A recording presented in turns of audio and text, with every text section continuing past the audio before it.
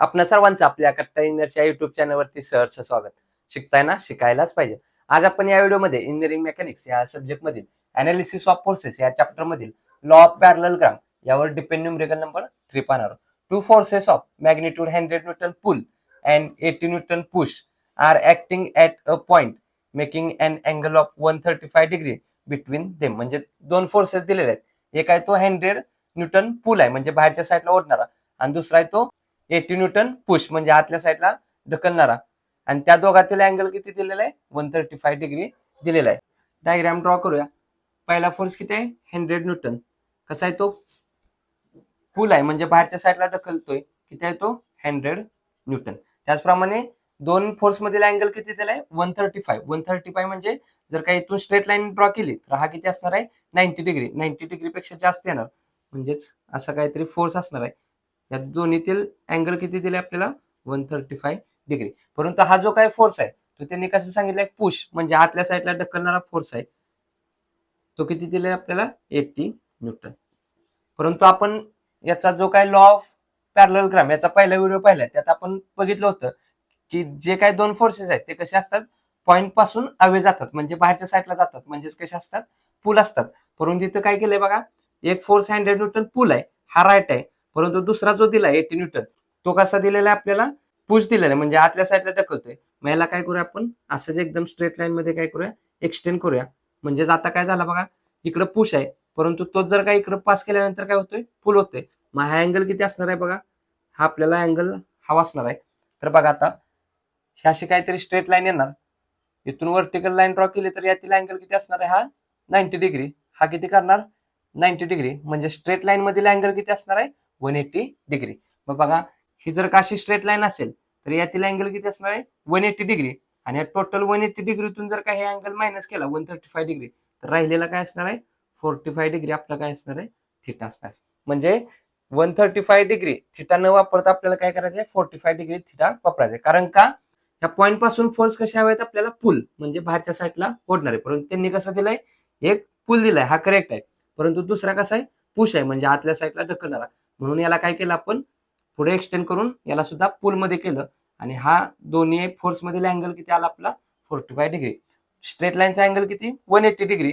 त्यातून हा दिलेला अँगल 135 मायनस केल्यावर राहिलेला किती आला? 45 डिग्री. हा आपला काय झाला? नवीन थिटा झाला. ह्या थिटाच्या सहाय्याने काय करायचं? Find resultant in magnitude and direction. याचा रिझल्टंट आर आणि डायरेक्शन अल्फा फाइंड आउट करायचं. अजून आपल्याला गिवन मध्ये काय दिलंय? फोर्स पी किती दिलाय? तो 100 न्यूटन. आणि फोर्स क्यू किती दिलेला आहे? 80 न्यूटन. आणि जो नवीन थिटा आलेला आहे तो किती असणार आहे? 45 डिग्री. ह्या व्हॅल्यूचा वापर करून काय करायचं? रिझल्टंट आर फाइंड आउट करायचं. रिझल्टंट आर साठी फॉर्म्युला काय असतो? P square plus Q square plus twice P Q cos theta.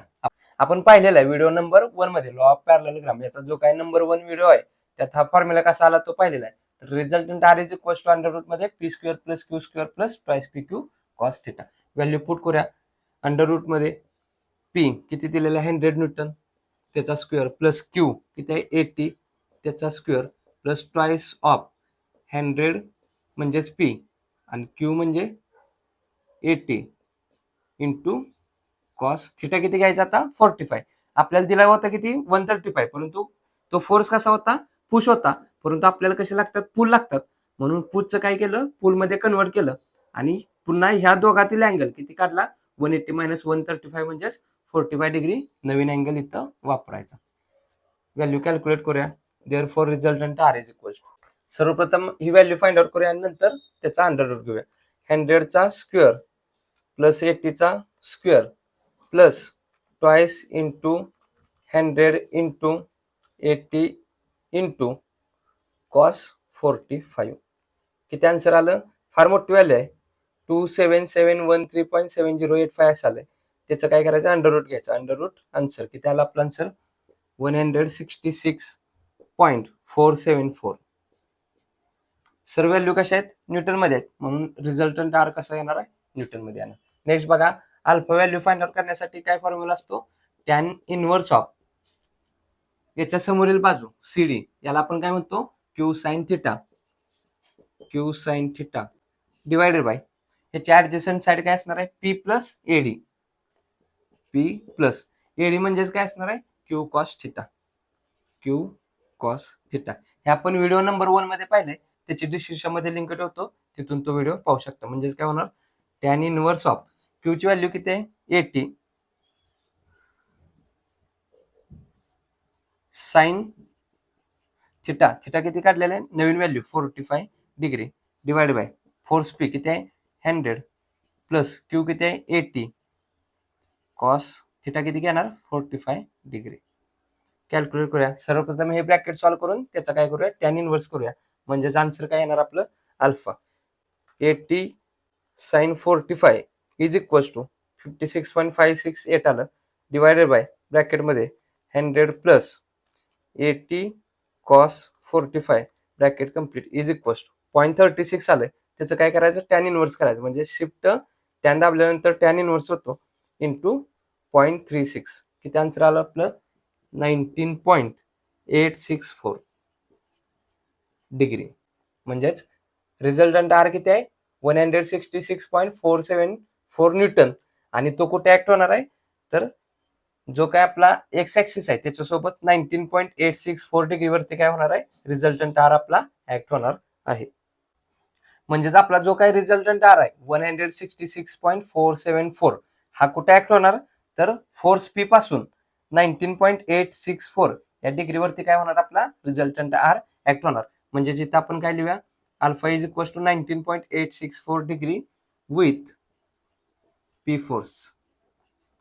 P force सोबत काय होणार 19.864 वरती काय होणार, आपला रिझल्टंट आर ऍक्ट होणार आहे. तर न्यूमरिकल मध्ये विचारल्याप्रमाणे रिझल्टंट आर फाइंड आउट केलेले, त्याचप्रमाणे त्याची जी काय डायरेक्शन आहे ती सुद्धा आपण फाइंड आउट केलेली आहे. या न्यूमरिकल मध्ये लक्षात ठेवण्यासारखी गोष्ट काय आहे, तर या पॉइंट मधून अवे जाणारे पुल असणारेच फोर्स आपण फक्त काय करत असतो, रिझॉल्व्ह करत असतो. परंतु यामध्ये काय केलं, त्यांनी एक आपल्याला पुश फोर्स दिलता, त्याचं काय केलं, पूल मध्ये कन्व्हर्ट करून जो काय नवीन थिटा अँगल आलेला आहे तो आपण काय केलेला आहे, इथं यूज करून काय केलंय, रिझल्टंट आर आणि अँगल अल्फा फाइंड आउट केलेलं आहे. हा व्हिडिओ आवडला असेल तर नक्की या व्हिडिओला लाईक करा. या गोष्टी जास्तीत जास्त आपल्या मित्रांपर्यंत शेअर करत चला, जेणेकरून आपल्यासोबत आपल्या मित्रांचाही चांगला फायदा होईल. या व्हिडिओच्या रिलेटेड जर काही डाऊट असेल तर कमेंटद्वारे कळवा. अजून आपल्या कट्टा इंजिनियर्स या युट्यूब चॅनल जर सबस्क्राईब केले नसेल तर सबस्क्राईब करून समोरील बेल आयकॉन दाबा, जेणेकरून असेच नवनवीन व्हिडिओ तुम्हाला सर्वात अगोदर पाहता येतील. तर पुन्हा भेटू यातीलच न्यूमरिकल नंबर 4 घेऊन. तोपर्यंत आपल्यासोबत आपल्यांची काळजी घ्या. धन्यवाद.